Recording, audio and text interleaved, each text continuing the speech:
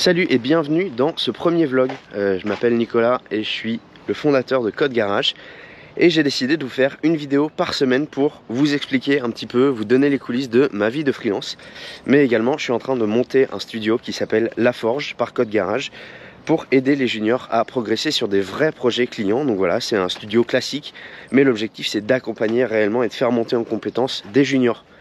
Donc je vais vous documenter ça un petit peu au travers des semaines. Toutes les semaines, le vendredi, je vais vous faire un vlog où je vous raconte moi, mes missions, mes galères en tant que développeur et aussi les moments de succès, on va dire. Mais je vais aussi vous parler du studio, ce qui se passe, comment on monte un studio et les contraintes qu'il peut y avoir. Et si vous voulez les coulisses des coulisses, vous voyez, je sors mon chien en même temps. Donc pour vous résumer, cette semaine, j'ai déjà Violaine qui a commencé, qui est en stage pour le studio, qui est en stage de développeuse JavaScript. Et je travaille également avec Alex qui est freelance junior, avec qui je travaille du coup sur les différentes missions du studio. Pour l'instant, on en a deux. Une première mission qui est un ancien client à moi, qui travaille dans le vin, qui a un écosystème d'applications pour de la recommandation de vin, de la gestion de concours, etc. Et donc Alex a commencé à travailler là-dessus. Ça a été assez long, ça fait en réalité 2 semaines qu'on travaille ensemble, un peu plus même. Non, qu'est-ce que je dis? Ça fait 1 mois. Je suis perdu, désolé. Donc ça fait 1 mois qu'on travaille ensemble et ça a été assez long puisque c'est un écosystème qui est complet, on travaille depuis plus de 5 ans dessus, donc il y avait beaucoup d'existants, beaucoup de choses à lui montrer, à lui expliquer, mais maintenant ça y est, il a commencé à prendre les rênes, il a réussi à vraiment s'intégrer au projet, donc c'est cool. Et Violaine, elle a commencé par travailler pour un nouveau client qui est un client qui fait de la recherche historique et patrimonial, donc on fait du recensement de châteaux, etc. Ou en tout cas c'est ce qu'on va faire puisque c'est le développement d'une plateforme pour justement recenser ces objets historiques et c'est cofinancé par le CNRS, donc voilà, c'est vraiment quelque chose de sérieux et qui va être super intéressant. Donc voilà, maintenant on bosse tous les trois là-dessus. Et moi évidemment de mon côté je bosse pour mon client principal qui est un client, si vous avez vu les vlogs, j'en parle déjà un petit peu dans mon vlog voyage et dans mes stories Instagram. C'est un client qui bosse alors majoritairement on va dire dans l'assurance, qui est basé à Londres mais qui bosse pour une boîte d'assurance américaine. Et donc on fait des apps, on a tout un écosystème sur lesquels je travaille. Moi actuellement je travaille sur 2 applications sur lesquelles je switch, ce qui est un petit peu chiant d'ailleurs puisque je fais 2 jours par semaine sur une application, 2 autres jours sur une autre. Ce qui a des contraintes puisque c'est 2 équipes vraiment différentes, 2 gestions de projet vraiment différentes et 2 technos complètement différentes. Donc voilà, ça demande un petit peu de gymnastique mentale. Surtout qu'il y a une des technos qui est maintenant qui s'appelle .NET MAUI, qui est on va dire le remplaçant de Xamarin et c'est du C#. Et j'ai touché à du C# à l'université, donc ça fait très longtemps. Mais voilà, les projets sont cool, mais donc sur ce dernier, sur le .NET MAUI, je suis très lent. La courbe d'apprentissage est vraiment complexe, donc ça me permet de passer aussi un message aux devs juniors qui nous regardent. Et évidemment, il ne faut pas hésiter à dire en daily ou voilà, que vous avancez moins vite que d'habitude, vous apprenez une techno, vous avez du mal, ça prend du temps, etc. Moi, c'est ce que je dis à peu près tous les jours et c'est ce qu'on dit avec mon équipe aussi parce qu'on est plusieurs à découvrir la techno. Il ne faut pas avoir peur de le dire. Voilà.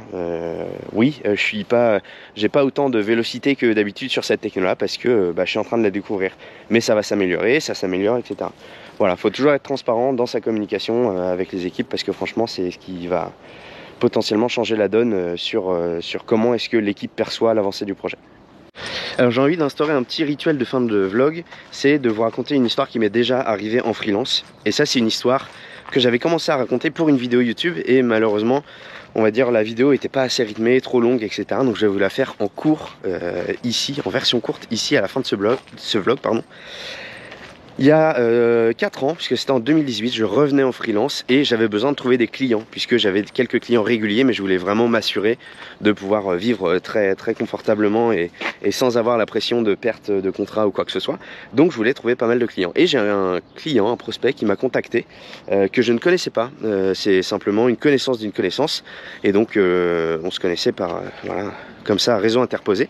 Et la personne cherchait un développeur pour développer une petite plateforme web de gestion de diagnostic de voiture.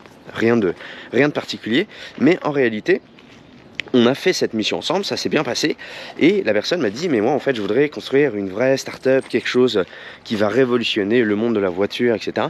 Alors là déjà, il faut se méfier, hein. Quand on commence à avoir des gens qui nous parlent avec des étoiles dans les yeux, mais aucun rond dans les poches, non, en réalité j'exagère un peu, mais voilà, il faut toujours se méfier quand on a quelqu'un qui nous vend monts et merveilles, et surtout, le deuxième avertissement que j'aurais dû avoir, c'est quand il m'a proposé de me payer en action et de devenir directeur technique de la boîte, etc. Moi, je l'ai recadré, j'ai dit, bah non, moi ça m'intéresse pas, je suis en prestataire, je fais des missions et c'est tout. Donc si jamais c'est vraiment quelqu'un comme ça que vous recherchez, bah c'est pas possible. Il m'a dit non, bah c'est pas grave, on va faire la mission, on va faire une estimation du projet. Et en réalité, donc le projet revenait à plusieurs dizaines de milliers d'euros, c'était vraiment un gros truc, et donc je me doutais qu'il allait y avoir des problèmes. Donc évidemment, le premier garde-fou, c'est d'avoir un acompte. Donc j'avais un acompte de 20% du projet, plus j'avais séparé en différents lots. Il y avait un lot qui était une maquette visuelle interactive, moi qui me permettait de cadrer le projet et d'être sûr qu'on partait dans la bonne direction. Pour lui aussi, ça lui évitait de mettre de l'argent dans le vent pour quelque chose qui n'aurait pas plu à ses clients à lui. Et donc on a fait ça, et en réalité je n'ai jamais été payé de cette maquette puisque la personne a fait une liquidation judiciaire. Voilà, liquidation judiciaire, c'est quand la boîte n'arrive plus à payer ses dettes et tout ça, et ce qu'elle doit à d'autres entreprises, à d'autres fournisseurs. Et donc dans ce cas-là, en gros, vous avez la pile de toutes les factures qui sont à régler, et il y a en gros un liquidateur judiciaire qui va prendre le dossier et qui va régler les factures par ordre d'importance, une par une. Évidemment, la mienne était tout en bas de la pile, donc je n'ai jamais été payé, donc j'ai jamais vu la couleur de ces qui étaient 2000 euros. Et heureusement, ça m'a pas mis dans la merde à l'époque, parce que j'avais une trésorerie qui était assez souple et tout ça, mais ça aurait pu, si ça avait été mon seul client sur le moment, ça aurait pu vraiment me mettre dans la merde. Donc faites attention à ça si vous êtes freelance ou que vous voulez devenir freelance. Voilà, ça peut arriver, ça arrive, hein, les liquidations judiciaires. Je connais beaucoup d'amis freelance à qui c'est arrivé. Moi ça m'est arrivé 2 fois, mais la deuxième fois c'était pas une liquidation, c'était un redressement, et ma facture était fort heureusement sur le haut de la pile. Mais voilà, simplement une petite histoire du jour où j'ai perdu 2000 euros en tant que freelance. Voilà, c'est toujours sympa, ça fait plaisir. Et voilà, sur ce, je vais vous dire à la semaine prochaine. N'hésitez vraiment pas à me mettre des commentaires et des questions, à me poser des questions sous la vidéo, puisque j'y répondrai du coup la semaine prochaine. Ça peut être sur moi, mon taf en tant que freelance, mon quotidien en tant que freelance. Ça peut être sur le studio que je suis en train de monter, la forge. Voilà, ça peut être tout ce que vous voulez. En tout cas, j'y répondrai dans le prochain vlog. Et moi, je vous dis bonne fin de semaine.